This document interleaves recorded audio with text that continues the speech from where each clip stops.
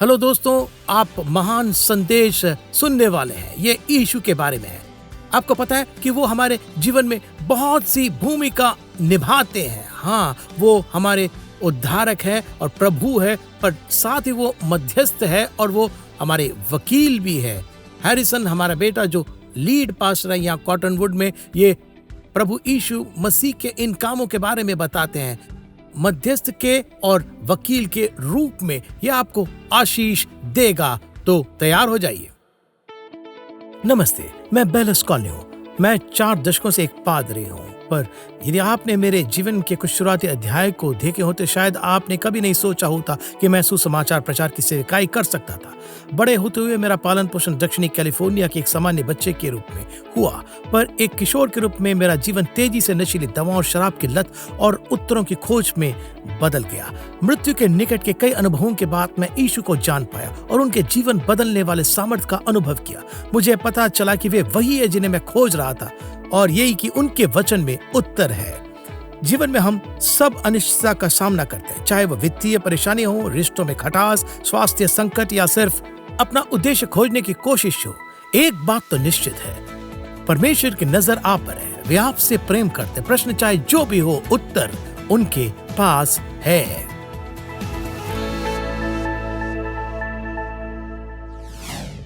इसलिए जो यीशु के द्वारा परमेश्वर के पास आते हैं वो उनका पूरा पूरा उद्धार कर सकता है, क्योंकि वो उनके लिए विनती करने को सर्वदा जीवित है।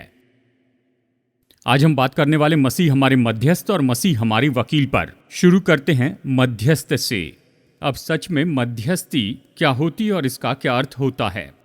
सामान्य रूप में यही कि तीसरी पार्टी 2 पार्टियों के बीच में आती है और इनमें से एक पार्टी के लिए केस रखती है दूसरे पार्टी की ओर से। क्या आप समझ रहे हैं? पार्टी जैसे सुनाई देता है।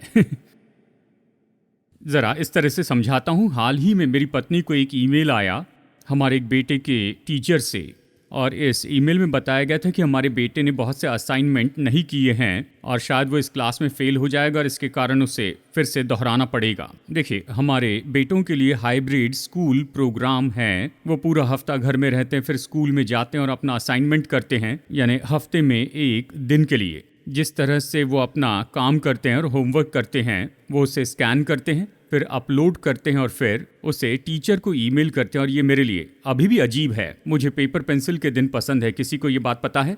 यानी इस तरह के वाइट बोर्ड या चॉक बोर्ड्स होते थे, प्रोजेक्टर्स थे, और देखिए अब तो इन दिनों में स्कैन करते हैं, अपलोड करते हैं, ईमेल भेजते हैं। ये पीढ़ी ऐसी हो गई है। खैर, मेरी पत्नी को जब टीचर की ओर से ये ईमेल आया तो पहले ये थोड़ा परेशान करने वाला था, क्योंकि हम जानते हमारा बेटा काम कर रहा है। हम उसे किचन टेबल पर बैठे हुए हफ्ते में देखते हैं, होमवर्क करते हुए देखते हैं, तो हम जान गए कि किसी न किसी तरह का ब्रेकडाउन होगा इस पूरी क्रिया में कि स्कैन करे, अपलोड करे, ईमेल करें। तो हमारे बेटे की ओर से मेरी पत्नी ने टीचर से संपर्क किया और उसे परिस्थिति बताई और इसका हल ढूंढना चाहा।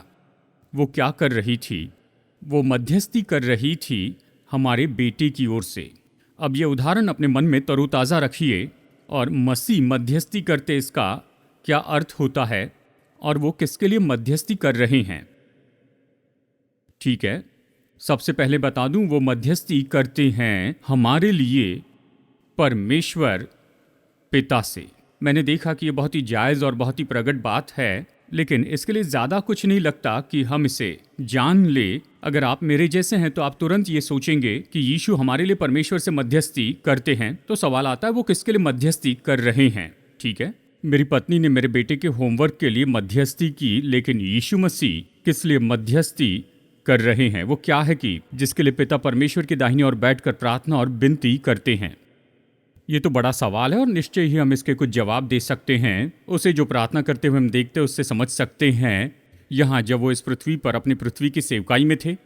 आज मैं आपको 3 महत्वपूर्ण बातें बताना चाहूँगा जो मसीह हमारे लिए मध्यस्थी करते हैं पिता के सामने। और ये वो 3 बातें हैं। ये महत्वपूर्ण है और मैं चाहता हूँ कि आप अंतिम की ओर बहुत ध्यान दें, क्योंकि हम देखेंगे कि यीशु केवल मध्यस्थ से हटकर यीशु हमारे वकील हो जाते हैं। ये सब हम बाद में देखेंगे, लेकिन पहले शुरू करते हैं कि यीशु हमारे लिए मध्यस्थी करते हैं। यीशु हमारे बल के लिए प्रार्थना करते हैं और हमें बनाए रखने के लिए। लूका का सुसमाचार अध्याय 22 में हम देखते हैं, ये इसका हैरान करने वाला उदाहरण है और बहुत से लोग इससे परिचित हैं। कहानी ये है, जब यीशु अपने चेलों के साथ में थे, उसे पकड़ा गया, उसे बंदी बनाया गया और उसके अगले दिन उसे क्रूस पर चढ़ाया गया। और उस रात उसने चेलों के साथ भोजन किया। ऊपरी कोठरी में वो होने वाली सारी बातें उन्हें बता रहे थे कि उसे धोखा दिया जाएगा, पकड़वाया जाएगा, वो भेड़ों के जैसे तितर बितर होंगे, जैसे उनका कोई चरवाहा न हो। और यीशु जो कुछ भी बता रहे उसे समझने के बजाय, चेले तो सामान्य बातों में थे, वो तो ये बहस कर रहे थे कि यीशु के राज्य में सबसे बड़ा कौन होगा। और पतरस यीशु को ये बताने के लिए तैयार था कि सुनो, ऐसा कुछ भी नहीं होने वाला है और किसी भी परिस्थिति में मैं तुम्हें छोड़कर नहीं जाऊंगा। हम शुरू करते हैं वचन 31 से। यीशु पतरस को चेतावनी देते हैं। देखिए क्या कहते हैं।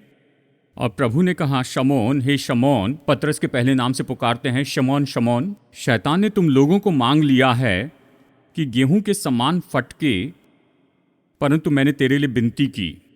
अगर पेन है तो इसे हाईलाइट कीजिए, परंतु मैंने तेरे लिए विनती की है। एक अनुवाद कहता है, मैंने प्रार्थना में तेरे लिए विनती की है कि तेरा विश्वास जाता न रहे, और जब तू फिरे तो अपने भाइयों को स्थिर करना।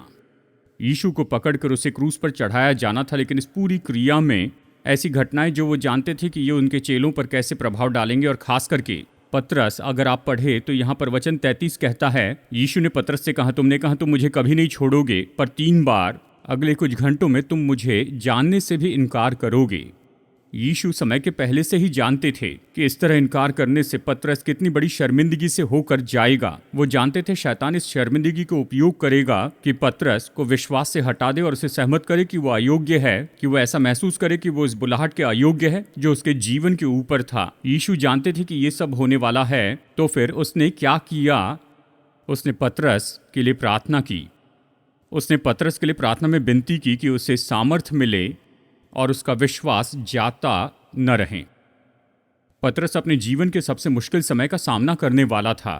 यह ऐसी परीक्षा थी जो उसे झिंझोड़ने वाली थी, और उसका भरोसा और उसका साहस, उसका खुद का बल पूरी तरह से उसके आसपास चूर चूर हो गया। परंतु यीशु पतरस के लिए प्रार्थना कर रहे थे। यीशु उसके लिए मध्यस्थी कर रहे थे। और गौर कीजिए, यीशु ने यह प्रार्थना नहीं की कि पतरस परीक्षा से बच जाए। उसने प्रार्थना की कि पतरस का विश्वास बलवान हो इस परीक्षा के द्वारा, और वो इसे सहते चले जाए। यहाँ तक कि बहुत गड़बड़ी और बहुत ही दुखदायी परीक्षा में भी जी उठे उद्धारक हमारे लिए प्रार्थना कर रहे हैं। वो प्रार्थना और मध्यस्थी पिता के सामने कर रहे हैं कि हमारा विश्वास मजबूत हो और हमारा चरित्र और भी ज्यादा शुद्ध होता जाए, और इस तूफान में हम ये बात सीख ले कि उस पर पूरी तरह आधारित होना क्या होता है, उसके अनुग्रह में। जब आप ऐसा महसूस करते हैं तो याद रखिए, आप अकेले नहीं हैं। परमेश्वर के पुत्र आपके लिए निरंतर मध्यस्थी कर रहे हैं। आपके मुश्किल के इस पल में वो आपके साथ हैं। तो अगली बार जब आप खुद को ऐसे तूफान के बीच में पाते हैं तो ये मत कहिए, ऐसा क्यों, मेरे साथ ऐसा क्यों हो रहा है, क्यों अच्छे लोगों के साथ में बुरा होता है। पर इसके बजाय ये सवाल पूछिए कि यीशु परमेश्वर के पुत्र इस समय मेरे लिए क्या मध्यस्थी और प्रार्थना कर रहे हैं, क्योंकि वो आपके लिए प्रार्थना कर रहे हैं और उसकी प्रार्थनाएं कभी असफल नहीं होती। तो हम ये पहली बात देखते हैं, यीशु हमारे बल और हमारे बने रहने के लिए मध्यस्थी करते हैं। दूसरी बात जिसके लिए वो मध्यस्थी करते हैं, वो प्रार्थना करते हैं कि हमारा उद्धार सुरक्षित रहे। अब भाषाओं में न फंसे। मैं जानता हूं आप मेरी ओर ऐसे देख रहे हैं, ठीक है, जरा रुके रहिए, मैं ये समझाऊंगा। यूहन्ना 17 में हम देखते हैं सुंदर प्रार्थना जो यीशु ने की थी। विद्वान से यीशु की महायाजक की प्रार्थना कहते हैं, और ये बताता है कि उसके हृदय में क्या था। शुरू में उसने प्रार्थना की अपने चेलों के लिए, फिर उसने हमारे लिए प्रार्थना की जो बाद में आने वाले थे।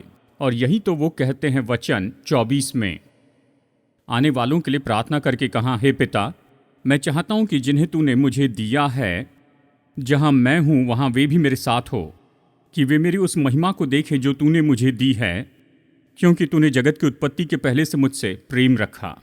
यीशु ने कहा, पिता मैं ये चाहता हूँ। उसकी बड़ी प्रार्थना और इच्छा यही है कि जहाँ वो है वहाँ पर हम भी रहें। वो कहाँ पर है? वो स्वर्ग में हैं, कि हम सारा अनंत काल उसके साथ में रहें और उसकी परिपूर्णता में परमेश्वर की महिमा का अनुभव करें। उसने हमारे लिए प्रार्थना की, हम पर यह प्रार्थना की जब वो इस पृथ्वी पर थे, और अब भी यही प्रार्थना हमारे लिए करते हैं, जैसे कि वो स्वर्ग में अपने पिता के दाहिनी ओर बैठे हैं। तो जब मैं कहता हूँ यीशु हमारे उद्धार के लिए प्रार्थना कर रहे हैं कि ये सुरक्षित रहें, ये इस बारे में नहीं कि यीशु हमारे लिए मध्यस्थी कर रहे हैं कि हम अपना उद्धार न खो दें, परंतु उनकी मध्यस्थी इस बारे में है कि उसके प्रायश्चित ने जो हमारे लिए मोल लिया और प्राप्त किया उसे उपयोग करें। उसकी प्रार्थना इस बात को दर्शाती है कि इस पृथ्वी पर उसने अपना काम और अपनी सेवकाई पूरी कर दी है। दूसरे शब्दों में, भूतकाल में उसने जो हमारे लिए किया, क्रूस पर उसका मरना और उसका पुनरुत्थान, इसने हमारे लिए पहले उद्धार प्राप्त कर लिया है और वहां पर कोई कमी नहीं है। लेकिन उसकी वर्तमान की मध्यस्थी जो वो अभी हमारे लिए कर रहे हैं, ये तो हर एक पल में उस प्रायश्चित के काम को अपने जीवन में उपयोग करते जाने के लिए है। और इसलिए नए नियम में एक साथ में जोड़ा गया है धार्मिकता का सिद्धांत और मध्यस्थी को। मैं जानता हूं ये बड़े शब्द है, लेकिन इसका अर्थ समझाता हूं। वचन में चलते हैं। रोमियो अध्याय 8 वचन 33 से शुरू करते हैं। प्रेरित पौलुस वो ये विचार देने लगता है और इस विचार के वाक्य में वो इन दोनों सत्यों को एक साथ जोड़ता है। धर्मी ठहराया जाना और मध्यस्थी ने एक साथ देखना चाहिए। वचन 33 में कहता है, परमेश्वर के चुने हुओं पर दोष कौन लगाएगा? परमेश्वर ये जो उनको धर्मी ठहराता है। ये शब्द है धर्मी ठहराए जाने का सिद्धांत कहता है हम परमेश्वर के साथ सही संबंध में आते हैं यीशु ने जो किया है उसके कारण, उसकी मृत्यु और उसके पुनरुत्थान के द्वारा। कहता है परमेश्वर धर्मी ठहराने वाला है।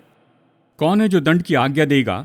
मसीह ही है जो मर गया वरन मुर्दों में से जी भी उठा, जो परमेश्वर के दाहिनी ओर है और हमारे लिए निवेदन भी करता है, यानी मध्यस्थी करता है।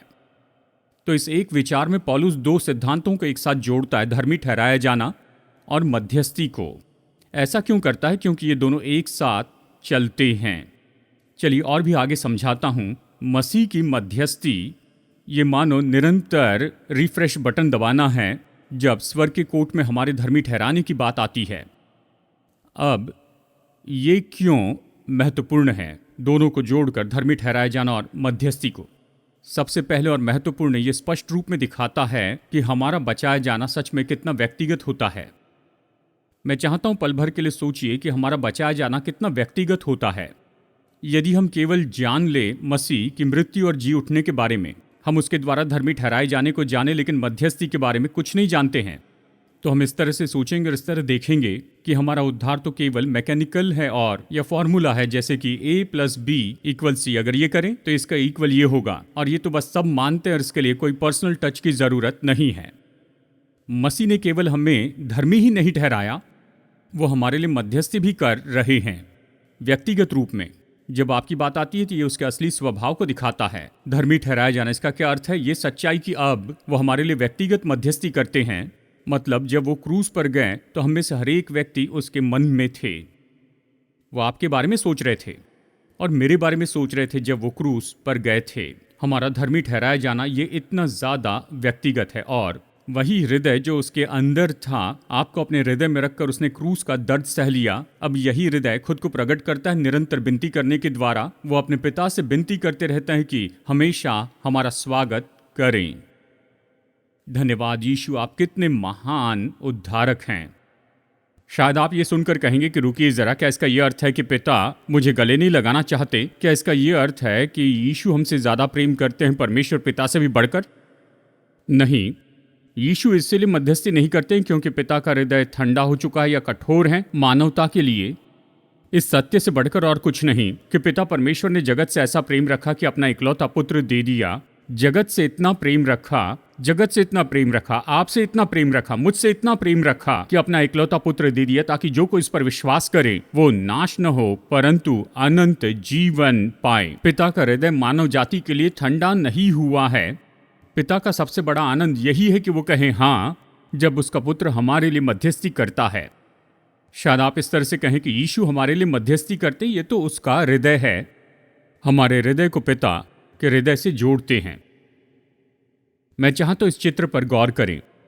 जानते हैं सड़क के उस पार हमारा यहाँ पर नेवल बेस है, और अक्सर जब आप शहर में होते हैं या वहाँ घूमते हैं, आपने देखा होगा वो ड्रिल करते हैं, इक्विपमेंट टेस्ट करते हैं। कई बार उन्हें हवाई जहाज से कूदकर पैराशूट खोलते देखते हैं, और कई बार हम उन्हें काफिले के रूप में ऐसे सड़क पर लुढ़कते हुए देखते हैं। लेकिन एक बात मुझे पसंद है, जब वो अपने ग्लाइडर्स लेकर ऊपर आकाश में चले जाते हैं, जहां एक प्लेन ग्लाइडर का केबल निकाल देता है, यानी प्लेन ग्लाइडर को ऊपर लेकर जाता है, फिर उसे छोड़ देता है और ग्लाइडर धीरे धीरे वापस ज़मीन पर आता है।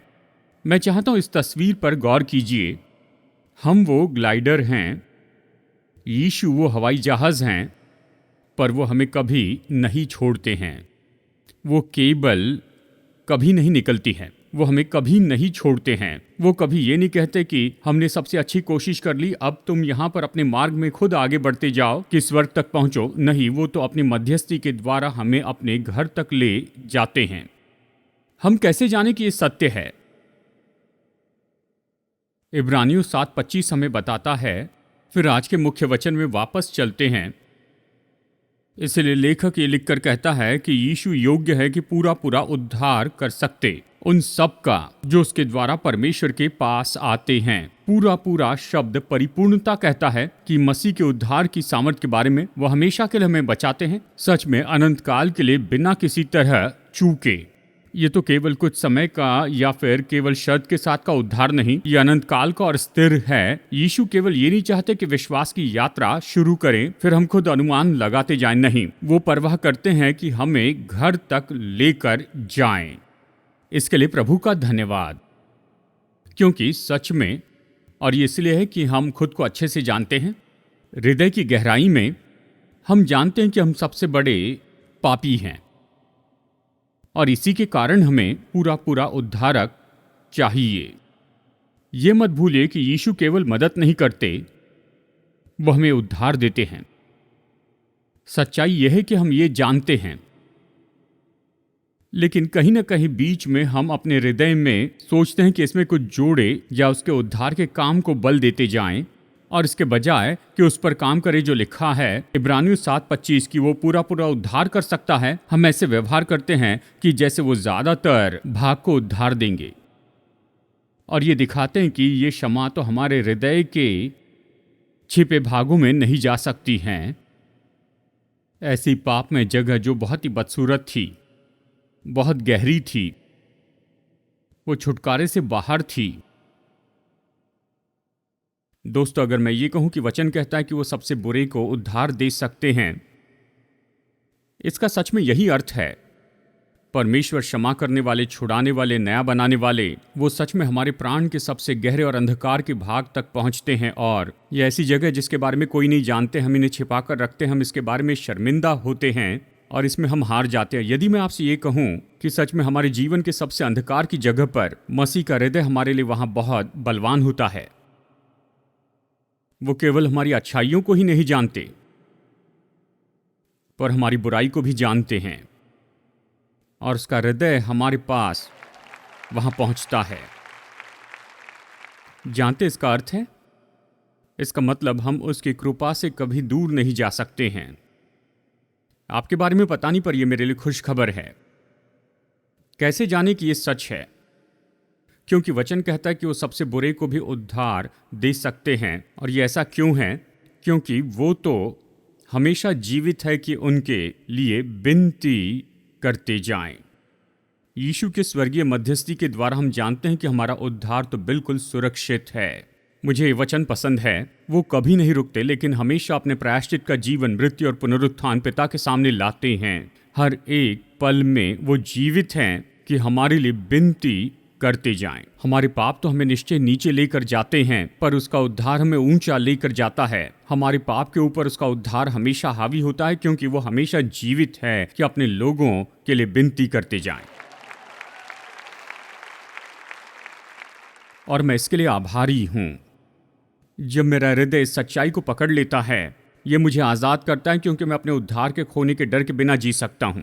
मतलब उस दबाव के बिना मैं जी सकता हूं कि मुझे कुछ करना ही होगा, कि मेरा उद्धार और मेरा स्तर इस बात पर आधारित है कि मेरी योग्यता पर कि मैं उसे थामे रहूं। नहीं दोस्तों, ये इस पर आधारित नहीं, पर उसकी योग्यता पर आधारित है कि मुझे थामे रहें। ये मसीह के सिद्ध मध्यस्थी पर आधारित है। मैं आपको बताऊं, उद्धारक हमारे लिए प्रार्थना करते हैं कि हम उसमें बने रहें, और देखिए उसकी प्रार्थनाएं तो हमेशा प्रभावी होती हैं।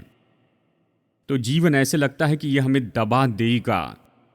जब जीवन अनिश्चित दिखाई देता है, जब हम इतनी गलतियां कर बैठते हैं, हम सोचते हैं हमारे जीवन पर परमेश्वर की बुलाहट के हम लायक नहीं। याद रखिए, यीशु केवल हमारे उद्धारक नहीं, वो हमारे मध्यस्थ हैं। वो हमारे लिए प्रार्थना करते हैं कि हम उसमें सुरक्षित रहें, और उसकी प्रार्थनाओं के कारण हम पूरे भरोसे में चल सकते हैं और पूरी आशा में ये जानते हुए कि हम सुरक्षित हैं। क्यों?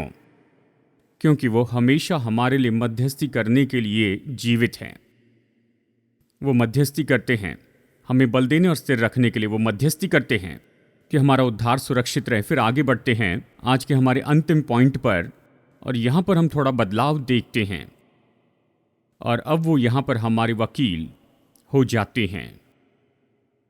जब हम लड़खड़ा कर गिर जाते हैं, जैसे हम सब करते हैं, यीशु हमारे सहने के लिए प्रार्थना करने से हटकर और वकील की भूमिका में आ जाते, जहाँ वो केवल हमारे लिए प्रार्थना ही नहीं करते पर वो हमारा बचाव करते हैं। वो पिता के सामने खड़े रहते हैं और निश्चित करते हैं कि हमारे पापों को क्षमा किया जाए और परमेश्वर के साथ का हमारा संबंध न टूटे। और ये तीसरी बात है, यीशु विनती करते हैं कि हमारे पाप क्षमा किए जा सकें।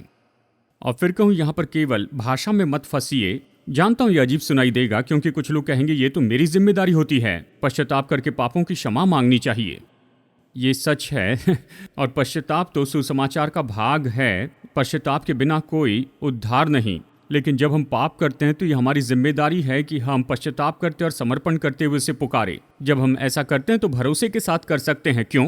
क्योंकि यीशु मसीह जो धर्मी है वो पिता के सामने हमारे वकील के रूप में खड़े रहते हैं। मुझे कैसे पता?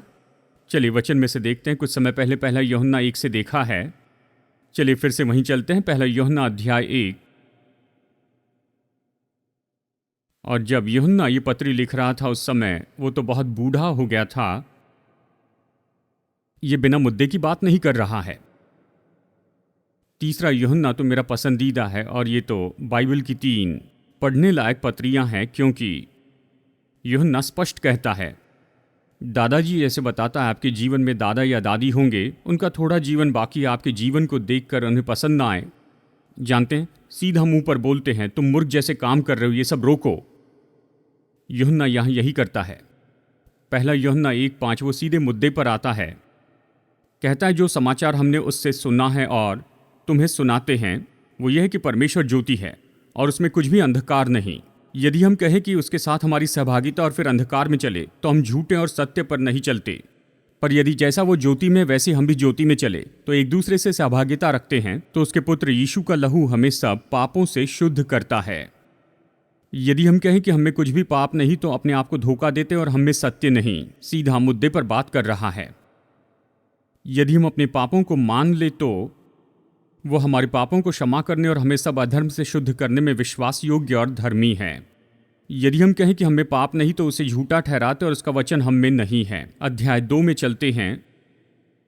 वचन 1, यूहन्ना इसी विचार को आगे बढ़ाकर कहता है, हे मेरे बालकों, मैं ये बातें तुम्हें इसलिए लिखता हूं कि तुम पाप न करो।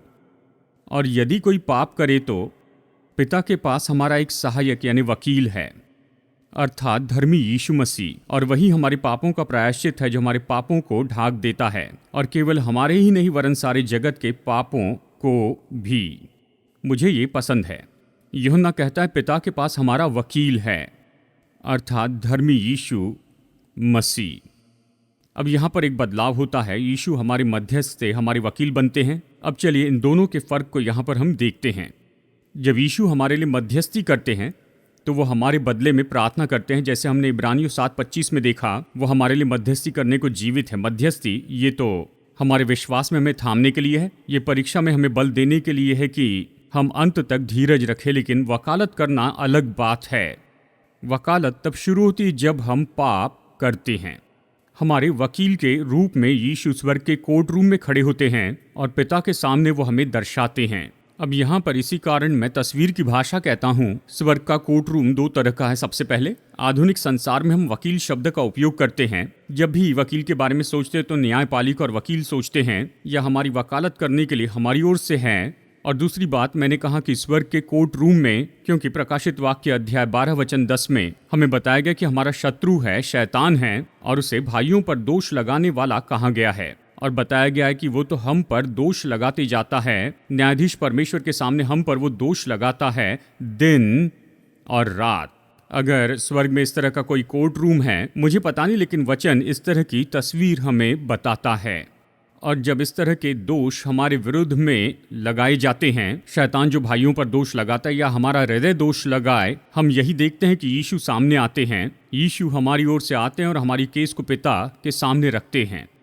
अब मध्यस्थ के रूप में यीशु हमारी उन्नति और बचाए रखने के लिए प्रार्थना करते हैं। और उसकी वकील की भूमिका ऐसी है कि जब हम गिर जाते हैं तो वो हमें बचाते हैं। देखिए, मध्यस्थी तो ऐसा विचार है कि दो पार्टियों के बीच में मध्यस्थी करना और उन्हें एक साथ लाना। वकालत भी ऐसी ही है, लेकिन इसमें एक अलग आयाम है कि एक व्यक्ति को दूसरे के साथ में जोड़ देना। ये बताता है कि वो अनुभव को बांटते हैं, ये दूसरे व्यक्ति की भावनाओं को वो प्रकट करते हैं। चलिए इन शब्दों में कहता हूँ, मध्यस्थ तो दो पार्टियों के बीच में खड़े रहता है, लेकिन वकील दो पार्टियों के बीच में खड़े नहीं रहता, पर कदम बढ़ाकर एक पार्टी को ज्वाइन करता है और दूसरे तक पहुंचता है। क्या आप मेरी बात समझ रहे हैं? तो सवाल यह है कि हमें वकील की ज़रूरत क्यों होती है? पहला यूहन्ना 2:1 हमें बहुत स्पष्ट बताता है। कहता है, मैं तुम्हें इसलिए लिखता हूं कि तुम पाप न करो। चलिए यहाँ कुछ पल के लिए रुकते हैं। मैं सुसमाचार के बारे में बहुत ही स्पष्ट रूप में बताना चाहता हूं। हमारे लिए परमेश्वर की इच्छा है कि हम पवित्र जीवन जिएं। मैं सोचता हूं पिछले 20 साल में हाइपर ग्रेस मूवमेंट ने सीमा पार की। परमेश्वर ने हमें पवित्र जीवन के लिए बुलाया ताकि उसके स्वभाव को दर्शाते जाएं। सुसमाचार और यीशु का अनुग्रह हमें बुलाता है कि हम पाप छोड़ दें। बस यही, अपनी मर्जी से नहीं जी सकते हैं कि कहें मैं यीशु के पीछे चलता हूं। ये ऐसे काम नहीं करता है। सुसमाचार नैतिकता से अलग नहीं है और अनुग्रह बहाना नहीं है कि हम अपनी मर्जी से जिए। पौलुस रोमियो में लिखता है कि हम पाप में बने रहे ताकि अनुग्रह बढ़ता जाए? कदापि नहीं। यीशु की बुलाहट तो सभी के लिए एक समान है। उसने बस यही कहा कि आओ और मरो। मेरे पीछे चलना है तो आकर मरो। स्वार्थ के लिए मर जाओ और अपने पाप के लिए मर जाओ। और अगर ये ऐसा संदेश है जो वचन 1 में यूहन्ना हमें बताना चाहता है, तो ये सही होगा और जायज़ होगा कि हम इस वचन को सुन लें। जब सत्य बताया जाता है, ये संदेश सत्य होता है, तो ये हमें कुचल देता है। हम अपने जीवन की वास्तविकता को नहीं जानते। हम जानते हैं कि हम हर दिन परमेश्वर की पवित्रता के स्तर से बिल्कुल नीचे होते हैं।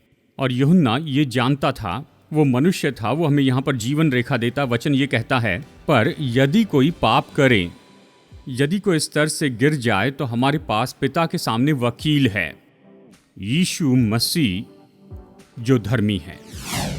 दोस्तों, आशा है कि आपने इस संदेश से कुछ तो पाया होगा और यीशु के बारे में संदेश सुनना पसंद कीजिए। वो हमारी मजबूत बुनियाद है, वो सुसमाचार का केंद्र है, वो हमारे प्रभु और उद्धारक है। और जैसे आपने सुना, वो हमेशा हमारे लिए मध्यस्थी करते हैं। हाँ, और वो हमारे वकील है पिता के सामने। यीशु जो है उसके लिए और उसने जो किया उसके लिए प्रभु का धन्यवाद। और मैं बहुत खुश हूँ कि परमेश्वर मुझे यीशु की धार्मिकता के द्वारा देखते हैं, कि मुझे उसके ईश्वरीय स्वभाव में भागी बनाया और मुझे उसने जो किया उसके कारण दिया गया है कि परमेश्वर के साथ खड़े रहने का वरदान है। कितनी बड़ी आशीष है कि परमेश्वर में हो, और बड़ी आशीष है कि यीशु मसीह को जाने। और सुनिए, ये संजोग नहीं कि आप अभी देख रहे हैं और ये संदेश सुन रहे हैं। प्रभु आपके दिल का द्वार खटखटाते हैं। क्यों न इसे खोलकर उसे अंदर जाने दे, आपको कभी खेद नहीं होगा। आंसर्स विद बिल एस्कोनली देखने के लिए आपका धन्यवाद।